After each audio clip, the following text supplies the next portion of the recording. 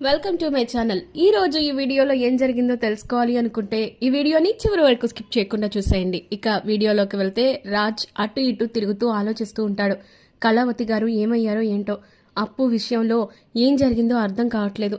ఇంకా ఫోన్ చేయలేదు, అసలు పోలీస్ స్టేషన్ నుంచి ఇంటికి వచ్చారో లేదో ఎలా తెలుసుకోవడం అని చెప్పి అటు ఇటు తిరుగుతూ ఆలోచిస్తూ ఉంటే, అవును ఆవిడ ఫోన్ చేయలేదు, కానీ నేను ఫోన్ చేయొచ్చు కదా అని చెప్పేసి ఇంక తనలో తానే అనుకుని ఫోన్ తీసి ఇంకా కావ్యకు ఫోన్ చేస్తాడు. హలో కళావతి గారు, ఎక్కడున్నారండి? అప్పుని ఇంటికి తీసుకొచ్చారా లేదా అని చెప్పేసి ఇంకా అడుగుతాడు.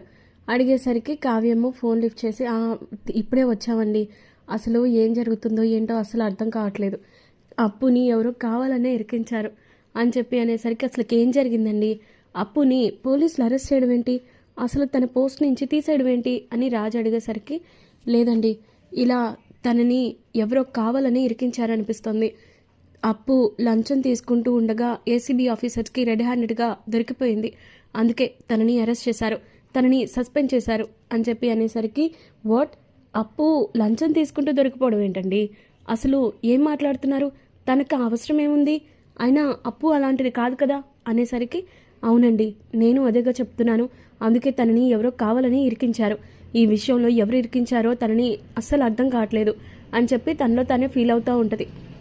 లేదు కళావతి గారు, ఈ కేసులో అప్పుని ఇరికించింది ఎవరైనా కానివ్వండి, వాళ్ళకి ఖచ్చితంగా శిక్ష పడేలా చేద్దాం అని చెప్పి అనేసరికి వాళ్ళని ఎందుకులేండి, కానీ అప్పుని మాత్రం ఖచ్చితంగా ఇప్పుడు బయటకు తీసుకురావాలి అని చెప్పి అనేసరికి మరి ఇప్పుడు అప్పు ఎక్కడున్నారు అని అడిగేసరికి ఇంకా అప్పుడు ఇంట్లోనే ఉంది, బెయిల్ తీసుకొచ్చాను, కాకపోతే ఎల్లుండి కోర్టులో సబ్మిట్ చేయాల్సి ఉంటుంది, అందుకే తనని ఎలా అయినా సరే బయటకు తీసుకొచ్చే ప్రయత్నం చేయాలి అంటే ఇంకెందుకు లేట్, మనం రేపే వెళ్ళి ఆ వివరాలన్నీ సేకరిద్దామండి, అసలు తన్ని ఎవరు ఇరికించాలనుకున్నారు, ఎవరు ఇదంతా చేయాలనుకున్నారనే విషయాలన్నీ మనం కనిపెడదాం అనేసరికి ఇక కావ్యము వద్దు రామ్ గారు, మీరు ఈ విషయంలో ఇన్వాల్వ్ అవ్వకండి, మీరు ఇంకా ఇబ్బంది పడడం నాకు ఇష్టం లేదు అనేసరికి ఏం మాట్లాడుతున్నారు కళావతి గారు, నేను ఇబ్బంది పడడం ఏంటి, టీవీల్లో ఏదో న్యూస్ చూస్తేనే బాధపడతామే, అలాంటిది మన అనుకున్న మనిషికి ఒక కష్టం వస్తే నేను రాకుండా ఎలా ఉంటాను అనుకుంటున్నారు, మీరు ఇంకేం మాట్లాడకండి, నేను రేపు మార్నింగ్ వచ్చి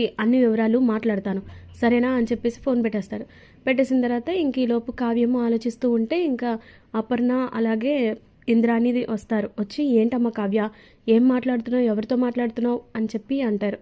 అంటే ఇంకా ఈయన ఫోన్ చేశారు అత్తయ్య, అదే ఈయన విషయంలో అప్పు గురించి హెల్ప్ చేస్తామంటున్నారు, నేను వద్దు అంటున్నాను అనేసరికి ఏం మాట్లాడుతున్నావు కావ్య, ఎందుకు వద్దంటున్నావు, ఏ వాడికి ఈ విషయంలో బాధ్యత లేదా, వాడు ఈ ఇంటి బిడ్డ, అలాంటప్పుడు వాడిని ఈ విషయంలో ఇన్వాల్వ్ చేస్తే తప్పే ఉంది, నువ్వు ఎందుకు అలా నెగిటివ్గా ఆలోచిస్తున్నావు కావ్య అని ఇంద్రాని అడుగుతూ ఉంటుంది.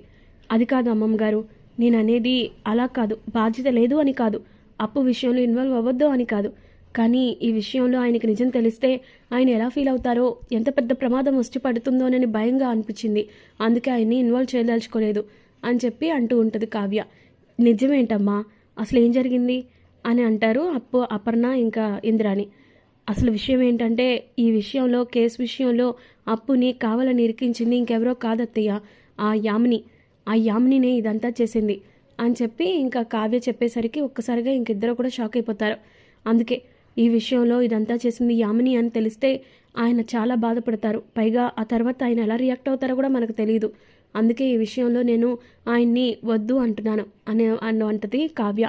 ఇక అలా అనేసరికి ఇంద్రాణి ఏమో వద్దమ్మా, ఈ విషయంలో నువ్వు వాడిని ఆపి తప్పు చేయొద్దు, ఈ విషయంలో యామిని తప్పు చేసిందని వాడికి నిజం తెలిస్తే అసలు విషయాలు బయటపడతాయి కదా, అప్పుడు అందరికీ మంచి జరుగుతుంది, ఇంకా నువ్వు ఏం మాట్లాడుకో కావ్య, ఖచ్చితంగా ఈ విషయంలో మనం రాజ్ని ఇన్వాల్వ్ చేస్తున్నాం అంతే, ఇక రేపు పొద్దున్న వాడు వచ్చిన తర్వాత అన్ని విషయాలు మాట్లాడుకుందాం అని చెప్పి ఇంకెలా మాట్లాడుకుంటూ ఉంటారు.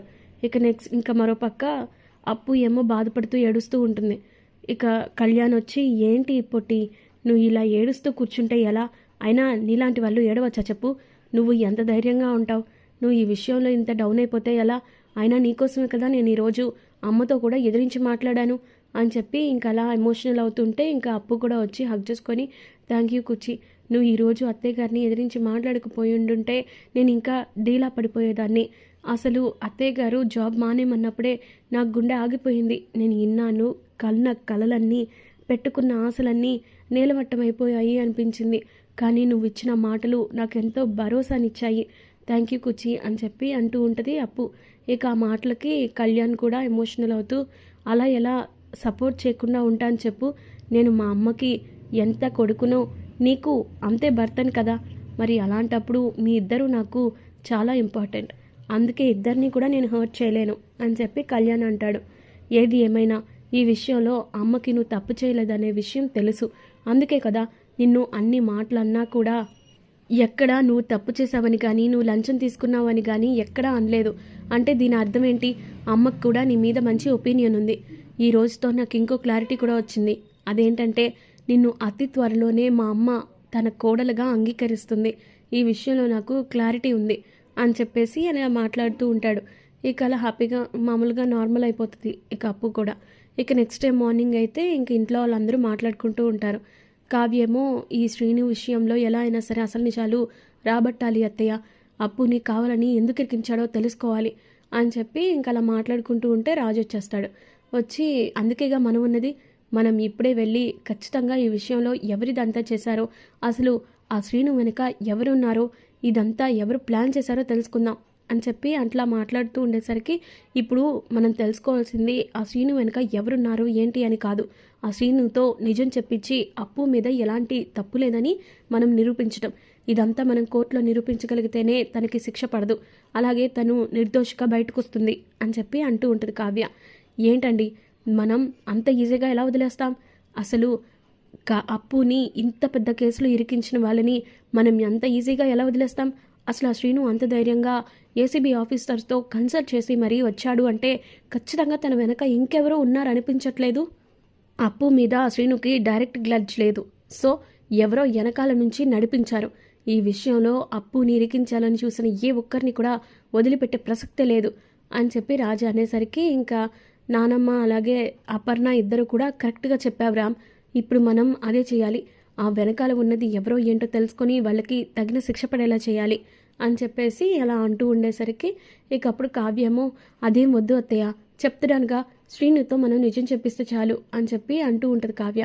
ఏంటి కళావతి గారు మీరు ఎవరికి భయపడుతున్నారు, ఒకవేళ అప్పుని ఎవరు ఇరికించారో తెలుసుకుంటే వాళ్ళ వల్ల అప్పుకి రేపొద్దున ఏదైనా ప్రాబ్లం వస్తుందని భయపడుతున్నారా మీరు అని చెప్పి అంటూ ఉంటారు. ఇంకా అలా అంటూ ఉండేసరికి లేదు లేదు అలా అని కాదు, తప్పు చేసిన వాళ్ళకి భయం కదా, నేనెందుకు భయపడాలి, సరే ఇదంతా కాదు, ముందు మనం శ్రీను వాళ్ళతో నిజం చెప్పించాలి, అదే మెయిన్ టార్గెట్ అని చెప్పి అనగానే సరే అయితే ఒక పని చేద్దాం, ఈ విషయంలో వెంటనే వెళ్ళి మనం ఆ అప్పు ఎవరైతే ఇరికించారో శ్రీనుని వాళ్ళ ఇంటికి వెళ్ళి పద కనుక్కుందాం అనేసరికి నేను రాకూడదు బాబా, నేను ఇప్పుడు కోర్టు దృష్టిలో ఒక దోషిని కదా, నేను ఇలా వచ్చాను అంటే లేదా ఆ సాక్షుల్ని కలిశాను అంటే సాక్ష్యాలని తారుమారు చేయడానికి ఇదంతా ప్రయత్నం చేస్తుందని ఇంకా నెగిటివిటీ ఎక్కువైపోతుంది, సో నేను రాకూడదు అనగానే సరే అయితే నువ్వు రాకపోతే ఏముంది, మేమిద్దరం వెళ్తాంలే, ఏమండి కళావతి గారు అని చెప్పి రామంటాడు. సరే అని చెప్పి అంటూ ఉంటే ఈలోపు రుద్రాణి వచ్చింది. మీరు ఎన్ని ప్రయత్నాలు చేసినా ఈ విషయంలో అప్పుని తప్పించే ప్రసక్తే లేదు అని చెప్పి అనేసరికి ఎందుకు మీరు అంత స్ట్రాంగ్గా చెప్తున్నారు ఈ విషయంలో అని చెప్పి అంటాడు రామ్. ఎందుకంటే వాళ్ళు కావాలనే పగడ్బందీగా ఇచ్చేసినట్టున్నారు, అసలు మీకు సాక్ష్యాలు కూడా లేవు, వాళ్ళు ఎలా వచ్చారు, ఎలా ఏసీబీ ఆఫీసర్స్ దగ్గర అప్పుని ఇరికించారు, ఎలా డబ్బులు ఇచ్చారు, ఇవన్నీ ఏమైనా మీకు తెలుసా ఏంటి, లేదు కదా, మరి అలాంటప్పుడు మీరు ఇదంతా ఎలా చేస్తారు అని చెప్పి అనేసరికి సూపర్ అండి, మీరు అసలు మామూలుగా ఐడియా ఇవ్వలేదు అనగానే ఇంకా రుద్రాణి ఒక్కసారిగా షాక్ అయిపోద్ది. ఏం మాట్లాడుతున్నావు, నేనేం ఐడియా ఇచ్చాను అని చెప్పి అనేసరికి ఇదిగో మీరేగా ఇప్పుడు మీరు చెప్పిందని, అంటే అసలు ఆ రోజు పోలీస్ స్టేషన్లో ఏం జరిగింది, వాళ్ళు ఎలా వచ్చారు, డబ్బులు ఎలా ఇచ్చారు, ఇంకా ఏసీబీ ఆఫీసర్స్ ఎలా ఇచ్చారు అని చెప్పి మొత్తం క్లారిటీగా మనం తెలుసుకోగలిగితే ఆ వేలో వెళ్తే ఖచ్చితంగా శ్రీను నుంచి మనం నిజం చెప్పించవచ్చు అని చెప్పి అంటూ ఉంటాడు రాజ్. ఇక అలాగా కావాలని రీక్రియేట్ చేస్తారు ఆ సీన్ అంతా. చేసేసరికి ఇంకా రుద్రాని అలాగే రాహుల్ని ఇద్దరిని కూడా చితక్కొట్టేస్తారు, ఎందుకంటే వాళ్ళిద్దరే ఇక శ్రీను అలాగే తన ఫ్రెండ్ క్యారెక్టర్లో వస్తారు కాబట్టి. ఇక అలా తర్వాత రాజ్ ఏమో కావాలని వాళ్ళతో ఆడుకుంటూ ఉంటాడు. ఇక నెక్స్ట్ ఎపిసోడ్లో అయితే నానమ్మేమో రేవతిని కలవడానికి ఇంటికి వెళ్తుంది. ఇంటికి వెళ్ళిన తర్వాత నానమ్మ ఎలా ఉన్నావు అది ఇది అని చెప్పేసి అంటూ ఉంటే ఈలోపు ఇంకా రాజ్ కావ్యలు కూడా అక్క అక్క అని చెప్పేసి వస్తారు. రేవతి గారు తలుపు తెరవండి అని అంటే ఇంకా రేవతి అలాగే ఇంకా ఇంట్లో వాళ్ళందరూ కొంచెం షాక్ అయిపోతారు. ఇక ఇంద్రాణి కూడా షాక్ అయిపోతుంది. ఇక రాబోయే కథలో ఖచ్చితంగా ఇలా అయితే జరిగిపోతుంది. ఇలాగే జరగాలి అనుకుంటే మా వీడియోని లైక్ చేయండి, అలాగే మీ ఫ్రెండ్స్